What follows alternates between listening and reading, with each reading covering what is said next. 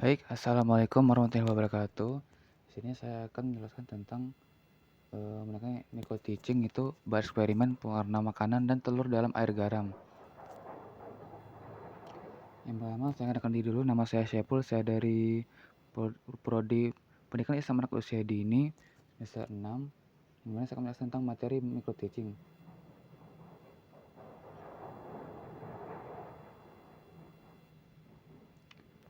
Pewarna makanan alami merupakan pewarna makanan dari bahan alami seperti warna kuning dari kunyit yang sering digunakan masakan. Nah, ada beberapa macam jenis warna makanan yang dapat digunakan sebagai pewarna makanan alami, yaitu warna merah yang berasal dari paprika atau cabai merah. Nah, di sini teman bisa menggunakan warna alami itu berupa dari paprika atau dari cabai. Dari cabai yang bisa digunakan untuk membuat warna alami. Terus selanjutnya warna kuning dari kunyit. Nah, ini merupakan warna ciri khas dari kuning ya guys, yang merupakan dari tanaman kunyit.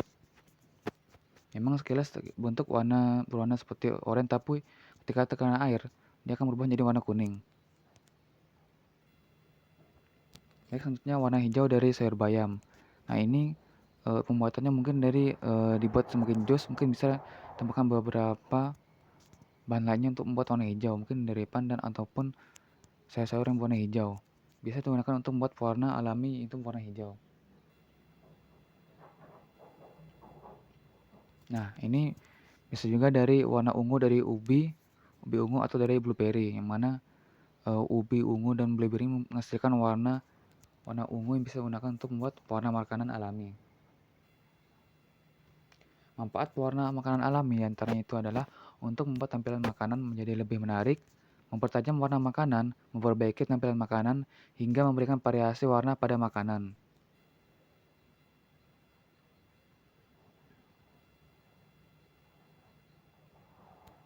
Manfaat pengenalan warna makanan alami pada anak usia dini itu yang pertama bisa meningkatkan dan menstimulus pengembangan motor kasar dan halus anak terhadap jenis, bentuk, dan warna makanan pada anak.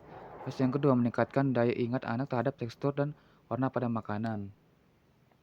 Yang ketiga melatih kreativitas anak dalam membuat dan mencampur warna pada makanan. Terus yang terakhir, yang keempat meningkatkan daya tarik anak terhadap makanan bernutrisi dan bergizi.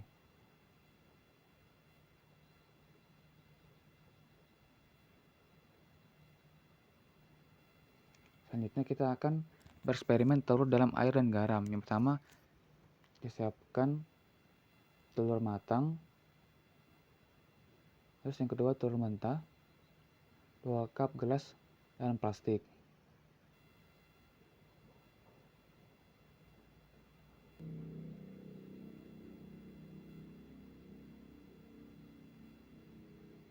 Nah, di sini kita melihat telur matang yang akan dimasukkan ke dalam air biasa. Nah, teman-teman bisa lihat apabila dimasukkan ke dalam air biasa, maka dia akan tenggelam.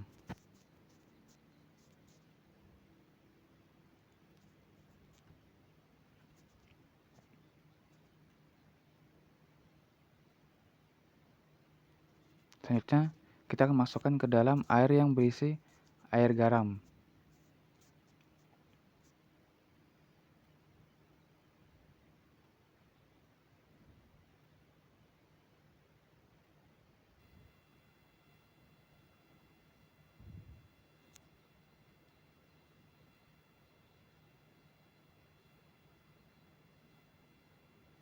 Nah, di sini teman kita masih menggunakan eksperimen menggunakan air biasa. Selanjutnya kita menggunakan air yang telah berisi garam. Lalu kita akan coba. Nah, dari reaksi tersebut, telur tersebut mengambang ke atas karena ada terdapat garam di dalam airnya. Nah, reaksi ini merupakan tekanan air apabila diberikan garam, maka akan membuat telur terapung. Nah, dari penjelasan IPA-nya itu adalah apabila massa air lebih besar daripada massa benda, maka benda tersebut akan mengapung. Nah, apabila jika sebaliknya, apabila massa benda lebih besar daripada massa air, maka benda tersebut akan tenggelam.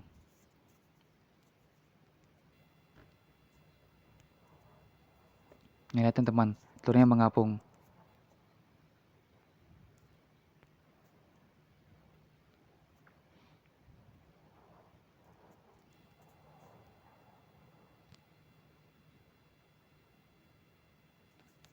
Nah, teman-teman, kesimpulannya, telur akan mengambang atau tenggelam tergantung pada kepadatan relatif antara air di sekitarnya dan isi telur.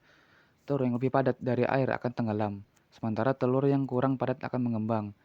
Semakin tinggi konsentrasi garam dalam larutan, maka semakin tinggi kepadatan lautan tersebut.